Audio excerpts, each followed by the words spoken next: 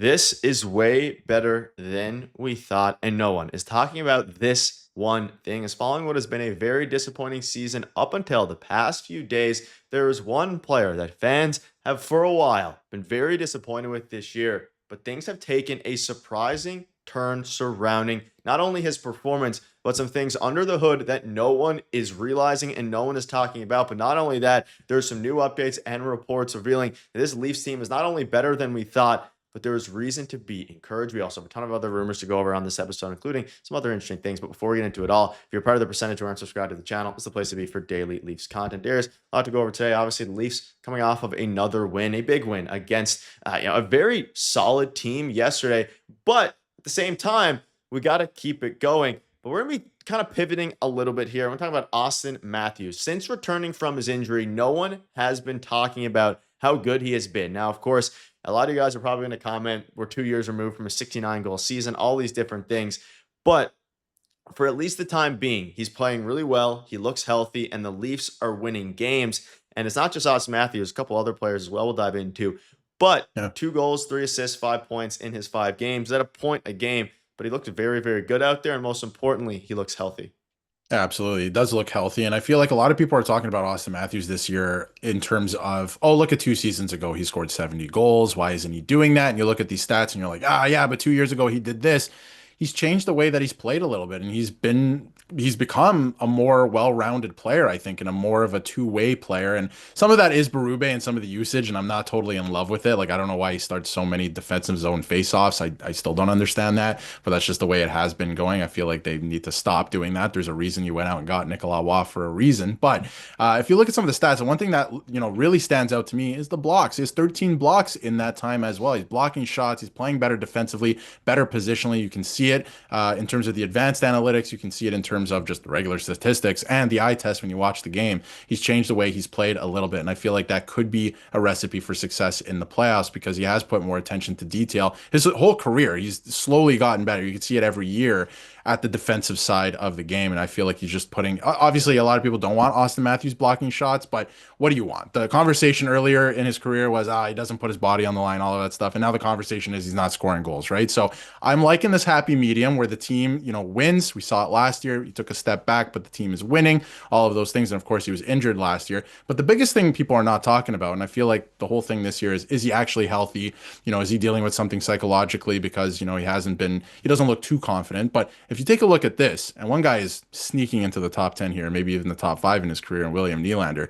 Matthews this year and very soon is going to pass Matt Sundin for the leading scorer in Maple Leafs history at just 28 years old. It's ridiculous. It's going to happen this year. There's going to be a ceremony. Nobody's talking about it. It's happening soon. It will be this season. He only needs 8 more goals to tie him. I feel like that is crazy that nobody's really talking about it. And I have to say that I think that Matthews will be just fine. He might be nursing something. Alex Ovechkin went through the same thing in his career. He had a couple years where he dipped down. He was dealing with injuries, right? So I'm not too worried about that. And I feel like he is just doing other things with his game. He's blocking shots, whatever he can to help this team win. And that's all, as a fan, I can ask for. Of course, I'd want him to score 70 goals. But if the team's winning and he's doing whatever he can to help them win, I'm happy. Yeah, and obviously, again, the season has been up until this point pretty disappointing, but now you look at a couple different things. In the last 5 games, 4-1 against some very good teams. You beat, of course, you crushed the Hurricanes, and you look at the top 10. Willie is there in 9th. Of course, he surpassed Wendell Clark, and of course, you have Matt Sundin in number 1, Daryl Sittler, all these different guys. But again, a lot of people, I don't really. It's good. It's obviously a good accolade. I want to see him be good for the foreseeable future and really turn back the clock a little bit here. But you can see here, people are starting to take notice of it now. Vintage Auston Matthews is showing signs of life. Now, if you're not an advanced analytics guy, that's fair enough. But you can look at some of the advanced analytics here. And it's funny. You compare his first 19 games to his last 3 games, which is a pretty small sample size. But it's notable because he seemingly has gotten a lot healthier since then. A 59 XGF. And you can look at a bunch of the other advanced analytics. It is playing. And surprise, surprise, when he starts to do well like this, the team starts to win and has strung together 4 really good wins in the last 5 games here, which has led to all of a sudden, me at least, I'm sure you as well, like the team looks like they can compete for a playoff spot again and even compete, hopefully, for the big goal of a Stanley Cup. But it's very interesting because the trade deadline slowly inching closer and closer here. These are the things that matter more than individual performances is winning. But Auston Matthews, if you even look under the hood a little bit here, he's better than we all initially thought, at least over the last 3 games. Yeah, and I mean, you're looking at the last 3 games, small sample size, right? But you have to look at that for the Leafs team in general because they're starting to play better and they're tweaking things. They're not dumping the puck in as much. They're starting to carry the puck in with speed a little bit more. They're still dumping the puck in, but it's not every single play and then every play dies, right? So they're changing some things up. And that's why I kind of appreciate Berube as well because I think he's willing to work with and learn from certain players. And you see the relationship kind of continuing to develop with guys like William Nylander and, of course, Auston Matthews. So that's why I do kind of appreciate him in that way. He'll try and play to their strengths a little bit while still playing within his own structure. So they've been playing a lot better. The stats are there. The eye test, if you watch the games, they just look a lot better. Like they were definitely on the ball yesterday against the Carolina Hurricanes. So that's encouraging. And, you're going to go how your captain goes and how your goaltenders go as well, right? Like if the captain's not doing anything, the rest of the team is going to follow suit, right? So, of course, if he's injured, that's a different story. But he says he's healthy and he's ready to go. And he's starting to play a lot better, which is nice. But as long as the team wins, I think that's what everybody wants, right? You can't pick and choose and cherry pick certain things at this point. Again, earlier in his career, it was okay. He's not blocking shots. He's not willing to put his body on the line for the crest, right? All of that stuff. That was the narrative. And now he is kind of doing that stuff. He's blocking shots and people are asking why he's doing it, right?